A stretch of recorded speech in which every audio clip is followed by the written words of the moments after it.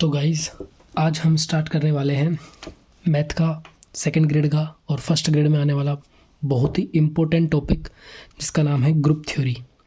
ये लगभग हमारे 8 से 10 क्वेश्चंस कंज्यूम करता है जो हमारे पेपर में आते हैं।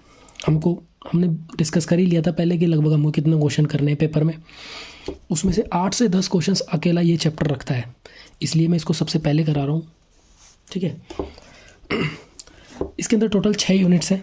पहली यूनिट में बेसिक कॉन्सेप्ट्स हैं, दूसरी यूनिट में ग्रुप के बारे में पढ़ेंगे, तीसरी यूनिट में ऑर्डर ऑफ एन एलिमेंट और साइक्लिक ग्रुप के बारे में पढ़ेंगे, चौथी यूनिट में सब ग्रुप्स के बारे में पढ़ेंगे और पांचवी यूनिट में कोसेट्स, नॉर्मल सब ग्रुप और फैक्टर ग्रुप्स के बारे में पढ़ेंगे और यूनिट 6 में होमोमॉर्फिज्म एंड आइसोमॉर्फिज्म के बारे में पढ़ेंगे। देखो, कोई अगर हिंदी मीडियम से हो तो भी मैं आपको यही सजेस्ट करूँगा कि आप इसको इंग्लिश में ही पढ़ें, क्योंकि अगर आप सेकंड ग्रेड में हैं, आप फर्स्ट ग्रेड की करेंगे तो भी वहाँ पे सब कुछ, जब आप एमएससी का मटेरियल पढ़ोगे तो वो भी आपको इंग्लिश में ही पढ़ना पड़ेगा। और वैसे भी जो इनके सिंबल्स हैं वो लगभग जो मैथमेटिक्स में होते हैं वो इंग्लिश से रिलेटेबल ही होते हैं, और ये चीज़ें आप पहली बार ही पढ़ रहे होंगे तो आपको बिल्कुल नई लगेंगी। तो नई चीज़ें आप जिस हिसाब से पढ़ते हो उस हिसाब से वो लगेंगी। ठीक है, तो अपन इसको शुरू करते हैं। यूनिट 1 है बेसिक कॉन्सेप्ट्स। बेसिक कॉन्सेप्ट्स में कुछ चीज़ें आती है। पहली चीज़ है डिवीजन एल्गोरिथम। डिवीजन एल्गोरिथम का मतलब होता है for every integer a and for every positive integer b there exist two integers q and r such that a बराबर bq plus r and r is 0 से b के बीच में। देखो, इसको मैं आपको अच्छे से समझाता हूँ इसके अंदर। ठीक है, देखो ये कहना चाहता है कि डिवीजन एल्गोरिथम आपको मतलब जनरली सीधा सा एक ही बात कहना चाह रहा है कि डिवीजन एल्गोरिथम कुछ इस प्रकार होगा कि for every integer a and for every positive integer b, कोई एक इंटीजर है a और कोई एक इंटीजर है b, there exist two integers q and r। तो उनके लिए हमको एक चीज़ q और r, दो चीज़ें 101% एग्जिस्ट करेंगी। जो q और r क्या है? q फॉर तो क्वोशिएंट है और r फॉर रिमाइंडर है। अब क्वोशिएंट एंड रिमाइंडर क्या होता है? तो देखो, जब हम बचपन में डिवाइड किया करते थे तो जैसे मैं 35 को 7 से 7 डिवाइड किया तो 7 5 जा 35 अपन ऐसे करते थे। ठीक है, तो ये जो नीचे बचता था इसको हम बोलते थे रिमाइंडर, ये जो ऊपर बचता था इसको हम बोलते थे क्वोशिएंट, और ये जो होता था ये होता था डिविजर और ये होता था डिविडेंड। ठीक है, ये होता था डिविडेंड, ये होता था डिविजर, ये होता था क्वोशिएंट और ये होता था रिमाइंडर। तो क्यू और आर, तो ये जो क्वेश्चन कह रहा था ये भी कह रहा था कि a बराबर बी क्यू प्लस आर की फॉर्म में ही होगा। ठीक है, a बराबर बी क्यू प्लस आर की फॉर्म में ही होगा। अब इसमें आपको मैं समझा दूँ तो ये जो जिसको हम ये करते हैं, क्या बोलते हैं इसको, डिविडेंट जो होता था हमारा, ये जो डिविडेंट होता था इसको हम आप a मानो, ये होता है a। ये जो होता है ये, इसको डिविजर जिसको बोलते हैं अपन, जिससे डिवाइड कर रहे हैं, ये है b, नीचे बच रहा है r और इधर बच रहा है क्वोशिएंट q। ठीक है, अब आप इसको ऐसे समझो, a बराबर बी क्यू प्लस आर के फॉर्म में होता ही होता है। तो ये तो हमें बचपन से ही पता है, हाँ होता है। a की बात करें तो a बराबर 35 है, b की अगर अपन बात करें तो ये था b 7, q की अपन बात करें तो q था हमारा 5 इंटू 5 प्लस r की हम बात करें तो 0। तो ये इसके बराबर होता ही होता है। तो हाँ है, 35 बराबर 35 है। तो यही बात को बोल रहा है कि डिविजर एल्गोरिथम जो है जो कुछ इस प्रकार से काम करता है। और अगर ये चीज़ अगर सेटिस्फाई करती है, मतलब अगर r बराबर अगर हमारा 0 आता है, मतलब कंप्लीटली डिवाइड करता है कोई नंबर किसी चीज़ को, तो हम उसको ऐसे बोलते हैं कि यस b डिवाइड्स a। ये जो b है ये a है, ये जो बाहर होता है ये b है, अंदर जो है वो a है, नीचे जो बचता है वो r है और इधर जो है वो q है। तो अपन इसको बोलेंगे b डिवाइड्स a। ये जो डंडा है बीच में जो स्ट्रेट अपन ने खींचा है, इसका मतलब होता है डिवाइड्स। इसको हम ऐसे पढ़ते हैं कि b डिवाइड्स a। अगर मान लो, मैंने अभी यहाँ पे लिख दिया था, मान लो मैं 3 डिवाइड 35, अब इसमें रिमाइंडर 0 नहीं बचेगा। अपन इसको सोल्व करते हैं तो 11 बार में 33 होता है, नीचे 2 बचता है। तो देखो, रिमाइंडर नीचे 0 नहीं बचा, ये कंप्लीटली 3 से डिविजिबल नहीं है। तो जब ये 3 से कंप्लीटली डिविजिबल नहीं है तो हम ये बोलेंगे कि b did not divides a, मतलब जो b है 3, ये 35 को डिवाइड नहीं कर रहा है। ठीक है, इसी को बोलते हैं डिविजन एल्गोरिथम। आप इतनी चीज़ों में से कुछ भी समझ में नहीं आया हो तो बस आप इतनी चीज़ें समझ लो कि b डिवाइड्स a और b did not divides a, इसका मतलब क्या है। अगर डिवाइड कर रहा है तो b डिवाइड्स a और डिवाइड नहीं कर रहा है तो b did not divides a। ठीक है, एक सेकेंड। ठीक है, तो अब आपको मैं नोट्स में वापस दिखा देता हूँ एक बार। तो देखो, यही चीज़ है डिवीजन एल्गोरिथम के अंदर, b डिवाइड्स a और बी डिड नॉट डिवाइड्स ए। अभी जो मैंने बताया वही चीज़ें, इसको बोलते हैं अपन डिविडेंट, इसको डिविजर, इसको क्वोशिएंट और इसको रिमाइंडर। ठीक है, ए बराबर डिविडेंट, ये सारी चीज़ें लिखी हुई है और इसी को हम जनरली बोलते हैं डिवीजन एल्गोरिथम। ठीक, अब मैं आगे पेज पे चलता हूँ, कुछ एग्जांपल्स होंगे। देखो इधर 12 जो है वो पूरा 132 को डिवाइड कर रहा है, पूरा विभाजित कर रहा है, तो अपन ने क्या लिखा 12 डिवाइड्स 132। ठीक है, 800 को डिवाइड नहीं कर रहा तो 8 डिड नॉट डिवाइड्स 100। इसी तरीके से ये क्वेश्चन होते हैं। अब आप देख लो, इसने बता दिया इस क्वेश्चन में कि ए बराबर तो 237 है, बी बराबर 12 है, तो क्यू और आर क्या होंगे, तो अपन बता ही सकते हैं। तो मतलब छोटे बच्चों वाले क्वेश्चन हो गए तो कि भाई अगर ए बराबर कितना था, क्वेश्चन 237 है ए बराबर, और बी बराबर, मैं देखता हूँ क्वेश्चन, बी बराबर है 12, तो अपन इसको सोल्व करते हैं। तो 12 1 जा 12, इधर बचेगा 11 और 7, 12 9 जा 108। तो देखो आप इसको समझो, अब इधर हमारा कुछ ना कुछ रिमाइंडर बचेगा, मतलब 100% पूरा कट नहीं रहा है। ठीक है, बचेगा वैसे 9 बचेगा, लो है ना, 9 और 8 17 हो जाते हैं ना, 9 बचेगा, तो कुछ ना कुछ यहाँ पे रिमाइंडर बच रहा है, तो ये पूरा डिविजिबल नहीं हो रहा, तो अपन क्या बोलेंगे 12 डिड नॉट डिवाइड्स 237। बस ये इसी तरीके से समझाने के लिए वो एग्जाम्पल्स थे। ठीक है, if an integer is divided by N, अगर कोई एक इंटीजर है, कोई पूरा नंबर है, वो डिवाइडेड बाई एन जो कि बिलोंग कर रहा है नेचुरल नंबर को, then possible remainders are 0 1 2 3 4 n-1। देखो इसको पढ़ने में काफ़ी बेकार लग रहा होगा ये, लेकिन आप इसको सीधा सा ऐसा समझो कि अगर कोई भी एक इंटीजर है, जैसे 12 भी एक इंटीजर था, है ना, इसको अगर अपन डिवाइड करते हैं किसी भी एक नेचुरल नंबर से, नेचुरल नंबर मतलब होता है 1 2 3 dot dot dot dot dot infinite तक चलते जाते हैं, उसको अपन नेचुरल नंबर बोलते हैं। तो कोई भी एक इंटीजर है, इंटीजर मतलब पूर्णांक, कोई भी एक पूर्णांक है, उसको अगर अपन किसी भी एक नेचुरल नंबर से डिवाइड करते हैं, जैसे मानो हमने नेचुरल नंबर लिखा है यहाँ पे, जैसे अभी अपना 237 था, तो 237 से अपन ने डिवाइड किया, तो ये जो थ्योरम थी ये कह रही थी कि इसका जो रिमाइंडर बचेगा ये n-1 तक ही बच सकता है। n यहाँ पे n क्या है, वो रिमाइंडर खुद, सॉरी ये खुद, ये वाला, ये जो इंटीजर है ये खुद, ये n-1 तक ही बच सकता है, इससे ज़्यादा नहीं बच सकता। तो ये तो बिल्कुल हमें भी पता है, या तो ये पूरा का पूरा डिवाइड करेगा तो यहाँ पे 0 बचेगा, नहीं करेगा तो या तो 1 बचेगा नीचे रिमाइंडर में, या फिर 2 बचेगा, या 3 बचेगा, या फिर करता करता करता करता 11 बचेगा। भाई एक कमी तो बचेगा, 11 बचेगा, n-1 ही तो बचेगा लास्ट में। अगर 12 हो जाएगा तो फिर से 0 आ जाएगा। इसीलिए हम इसको क्या बोलते हैं कि n-1 तक जाता है। कोई भी अगर हम पूरे इंटीजर से अगर इसको हम डिवाइड करते हैं तो n-1 तक जाती है ये चीज़। ठीक है, आगे बढ़ते हैं।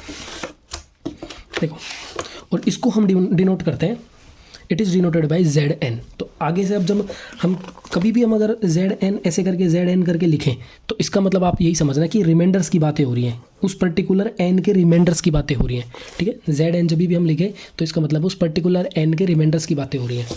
ठीक है, तो देखो Zn बराबर कितना होता है, टोटल n होते हैं, n ही होता है। देखो 0 यहाँ से लेके यहाँ तक तो n-1 हो गए टोटल, और एक ये 0 भी है, तो टोटल n हो गया अगर आप इनको गिनोगे तो।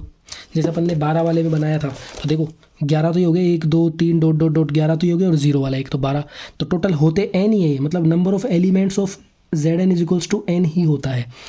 ये जो हम दोनों तरफ डंडा खींचते हैं, इसको जो मोड बनाते हैं, मोड के अंदर बंद करते हैं, तो इसको अपन बोलते हैं कि इसके अंदर कितने एलिमेंट्स हैं, तो number of elements of Zn is equals to n, इसको ऐसा पढ़ते हैं अपन। ठीक है, Zn के अंदर एलिमेंट्स कितने होते हैं, n। Zn क्या है, नंबर ऑफ रिमाइंडर्स। ठीक है, अब अपन आते हैं ऑपरेशंस रिलेटेड टू रिमाइंडर्स। अब रिमाइंडर से रिलेशन में देखो, यहाँ तक जो था ये तो बिल्कुल बेसिक बातें थी जो शायद 9th 10th तक पढ़ते हैं, लेकिन बस कुछ लिख थोड़ा अलग तरीके से रखा है। ठीक है, बस आपको ये समझना था कि Zn जो है वो n के बराबर होता है ना।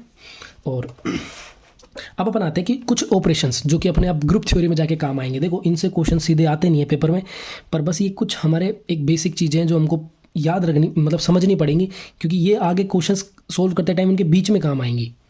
ठीक है, तो ऑपरेशंस रिलेटेड टू रिमाइंडर, तो देखो सबसे पहले मैं आपको बता देता हूँ एडिशन मोडुलो n। देखो इसको अपन बोलते हैं एडिशन मोडुलो। देखो ऐसे करके n लिख दिया, इसको बोलते हैं अपन एडिशन मोडुलो।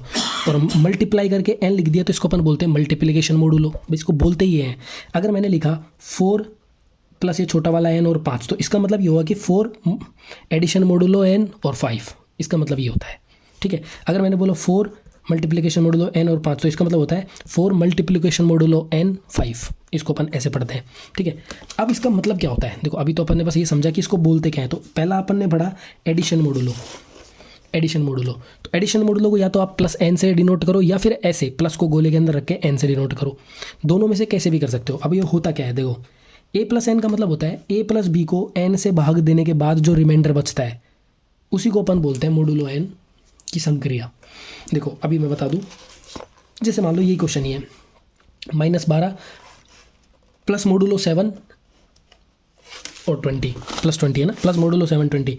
अब देखो -12 प्लस मोडुलो 7 20 यही है।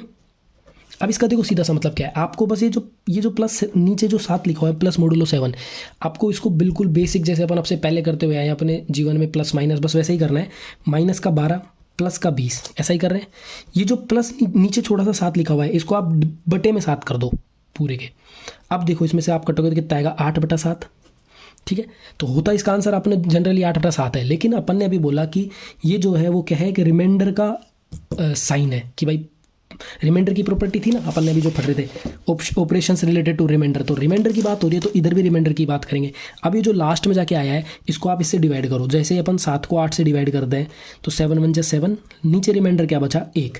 तो अपन प्लस मॉडुलो और मल्टीप्लिकेशन मॉडुलो में सिर्फ रिमाइंडर की बातें करते हैं क्योंकि ये ऑपरेशन ही रिमाइंडर के हैं। तो अपन 7/8 को 1 लिखेंगे क्योंकि लास्ट में रिमाइंडर क्या बचता है 1। ठीक है, इसको अपन 8/7 लिख के नहीं छोड़ेंगे, इसको रिमाइंडर लास्ट में लिखेंगे 1।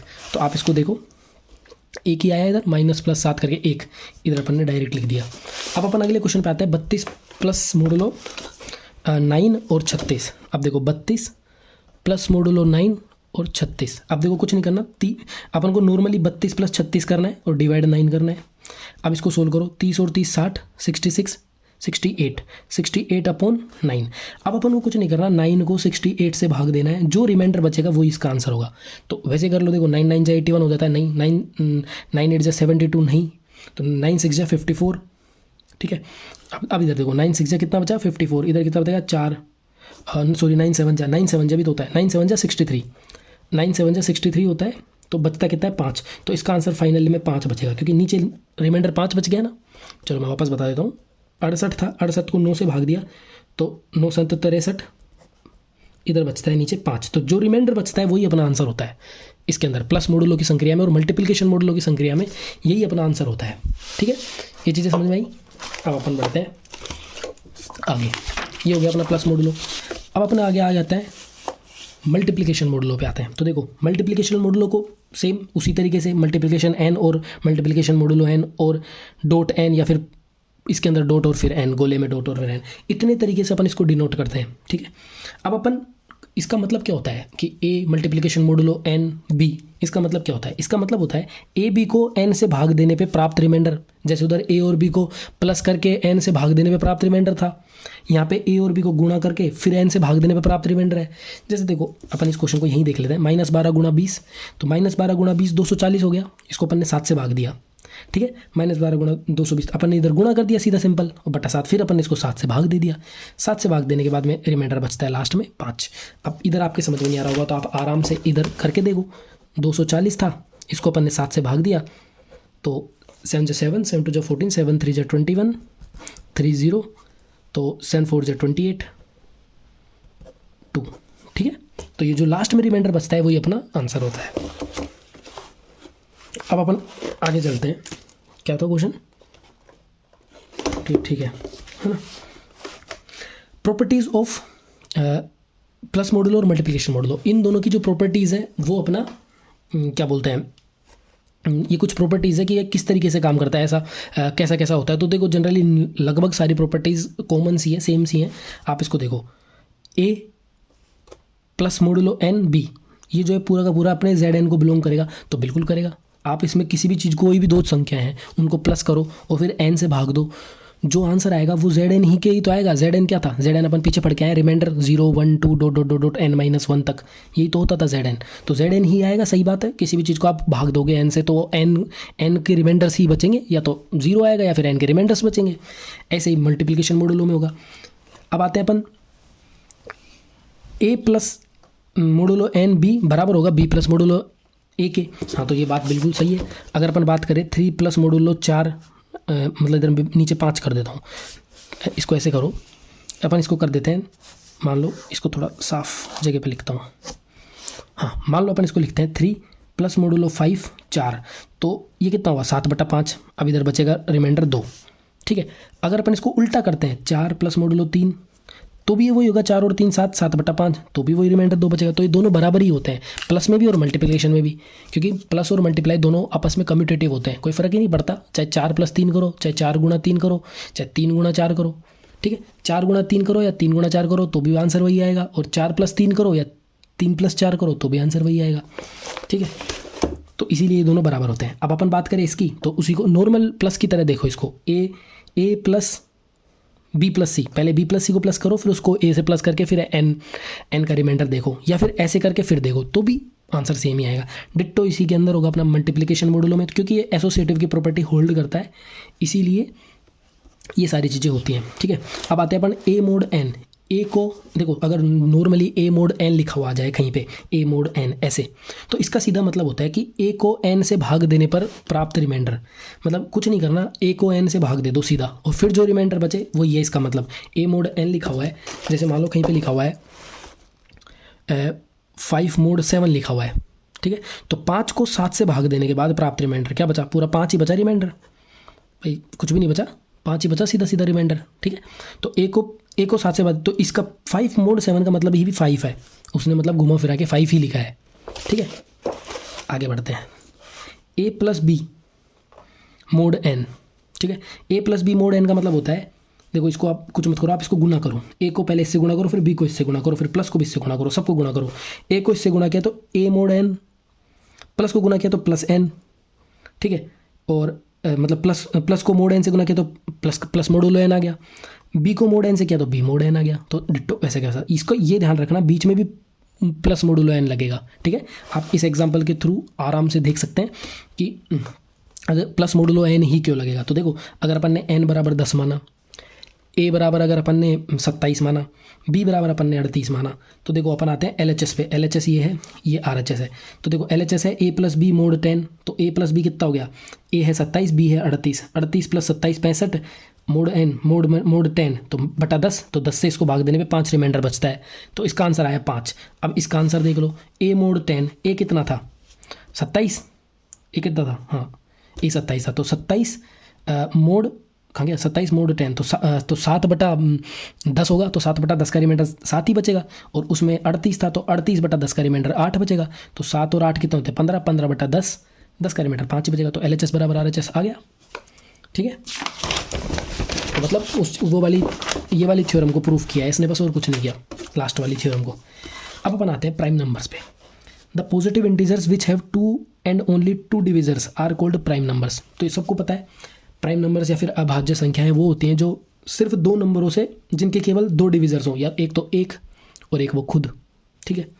अब आते हैं अपन को प्राइम पे। तो देखो 2 integers A and B are known as को प्राइम नंबर्स इफ GCD, देखो GCD का मतलब होता है HCF, जो हाईएस्ट कॉमन फैक्टर होता है उसको अपन बोलते हैं GCD, ठीक है। तो 2 integers A and B are known as को prime numbers if GCD of A, B = 1। अगर किसी का GCD 1 हो जाता है, कोई भी 2 नंबर्स का GCD 1 हो जाता है, तो वो दोनों आपस में को प्राइम हो जाएंगे, ठीक है। जैसे कि 2 और 3 आपस में को प्राइम है, क्योंकि दोनों का GCD, दोनों का आप HCF निकालो, दोनों का HCF 1 होगा। तो कोई भी 2 नंबर्स, कोई भी 2 इंटीजर नंबर्स A और B, जिन दोनों का HCF 1 हो जाता है, वो आपस में को प्राइम हो जाते हैं, ठीक है। Example, 2 distinct prime numbers are always coprime, 2 जो अलग अलग प्राइम नंबर्स है वो हमेशा को प्राइम होंगे।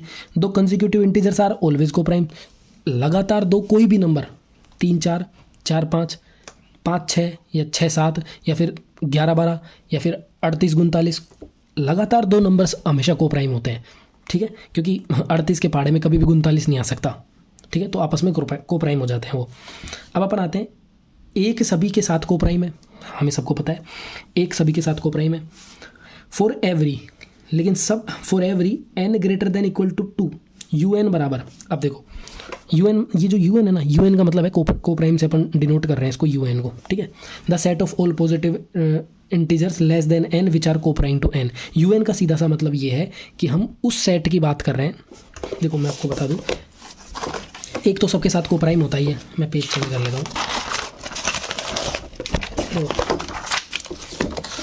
एक तो सभी के साथ को प्राइम होता है, ठीक है।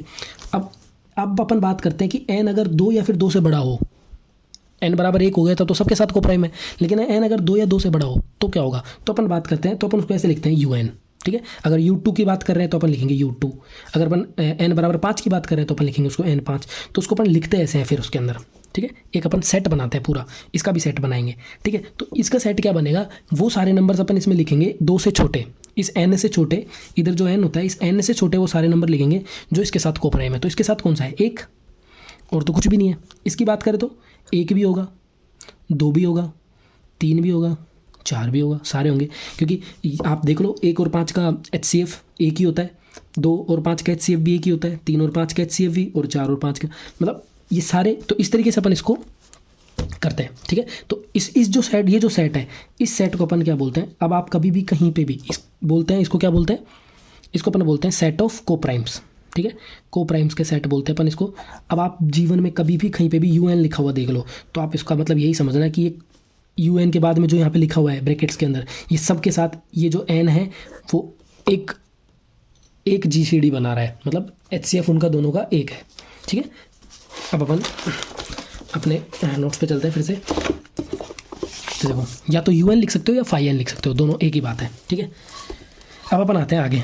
तो देखो U of 2 मैंने अभी बताया था 1, U of 3 1 और 2, U of 4 1 और 3। देखो 2 तो नहीं होगा ना, क्योंकि 2 और 4 का GCD 2 हो जाता है, ठीक है। 5 की बात करें तो 1 2 3 4, 10 की बात करें तो 1 3 7 और 9, ठीक है। देखो 2 नहीं आ सकता क्योंकि 2 2 5 जा 10 भाई, 2 10 जो होता है वो 2 के पहाड़े में आ जाता है, ठीक है, इसलिए नहीं होगा। देखो 3 के पहाड़े में 10 नहीं आता तो 3 हो गया। 4 के पहाड़े में 10 नहीं आता, लेकिन 4 जो है वो 2 के पहाड़े में आ जाता है, ठीक है। 5 के पहाड़े में 10 आ जाता है। 6 के में 10 नहीं आता, लेकिन 6 खुद 2 के में आ जाता है, ठीक है। फिर अपन आते हैं 7 के पहाड़े में क्या बोलते हैं 10 नहीं आता। 8 के में 10 नहीं आता, लेकिन क्या बोलते हैं 8 2 के पहाड़े में आ जाता है, और 2 जब इसके साथ कोप्राइम नहीं है तो फिर वो भी नहीं होगा। नो, हाँ, ये हमने बात किया ही है कि कोई भी 2 नंबर लगातार नंबर कोप्राइम होते हैं तो 9 और 10 तो कोप्राइम होने ही है। देखो 4 और 5 भी कोप्राइम थे, 3 और 4 भी कोप्राइम थे, 2 और 3 भी कोप्राइम थे। अब अपन आते हैं U15 पे। तो देखो U15 में हो गया इसी तरीके से 1 2 4 7 8 11 13, और देखो 14 को तो होना ही था, ठीक है। 2 लगातार नंबर कोप्राइम होते ही है। अब अपन आते हैं 6 पे। तो 6 के अंदर 1 और 5, देखो 2 के पहाड़े में 6 आ जाता है, 3 के पहाड़े में 6 आ जाता है, 4 के में नहीं आता लेकिन 2 के में आ जाता है, और 2 के में 6 आ जाता है, तो इसलिए ये नहीं होगा, मतलब 4 नहीं होगा, 1 और 5 ही होंगे इसके। 5 को तो होना ही था क्योंकि इससे जस्ट एक कम तो होता ही है। n-1 हमेशा कोप्राइम होगा ही होगा। कोई भी एक इंटीजर n है तो उससे एक जस्ट छोटा वाला कम इंटीजर उसका कोप्राइम होता ही होता है। अब अपन आते हैं U7 पे। तो 1 2 3 4 5 6 सारे के सारे ही हो गए, ठीक है। आप देख लो कौन से के साथ GCD 1 से ज़्यादा आ रहा है, किसी से भी नहीं आ रहा, कोई से के भी पहाड़े में नहीं आता 7। अब अपन आते हैं 1 3 5 7 8 के साथ। देखो इसमें 2 चलेगा क्योंकि 2 के पहाड़े में 8 आता है, 4 चलेगा क्योंकि 4 के खुद के में ही पहाड़े में आ रहा है 8, 5 6 के पहाड़े में 8 नहीं आता, लेकिन 6 2 के पहाड़े में आ रहा है, और 2 इसमें अपन इंक्लूड नहीं कर रहे क्योंकि 2 8 से भाग जा रहा है। मतलब आप GCD निकाल के देखो आराम से, ये तो मैं मेरा तरीका बता रहा हूँ, ठीक है। ऐसे ही 9 10 11 सारे हो गए, ऐसे कर लेना आराम से कितने भी। अब आते हैं अपन पार्टीशन ऑफ ए नंबर। कोई भी एक नंबर है उसका अपन पार्टीशन कैसे कर सकते हैं। तो देखो the partition of A positive integer n is a set of positive integers alpha 1 alpha 2 dot dot dot alpha k such that alpha 1 plus alpha 2 plus alpha k बराबर n। देखो इसको पढ़ने में समझ में नहीं आया होगा तो इसको अपन अच्छे से समझेंगे यहाँ से। देखो ये जनरली क्या कहना चाहता है, मैं इसको छोड़ता हूँ, मैं इसमें बताता हूँ ताकि आपको अच्छे से समझ में आ जाएगा, ठीक है। पार्टीशन का मतलब ये सीधा सा ये बताना चाह रहा है कि अगर हम बात करते हैं कि 1 के पार्टीशन कितने होंगे, n बराबर 1 के पार्टीशन कितने होंगे, तो ये बंदा सीधा लिखता है कि 1 का पार्टीशन होगा केवल 1, ऐसे लिख सकते हैं बस 1 को अपन, ठीक है। बैटरी लो हो गई, ठीक है ना। 1 का पार्टीशन अपन इसी तरीके से बस सिर्फ 1 लिख सकते हैं। अब अपन मैं बात करूँ नंबर ऑफ पार्टीशंस ऑफ 2।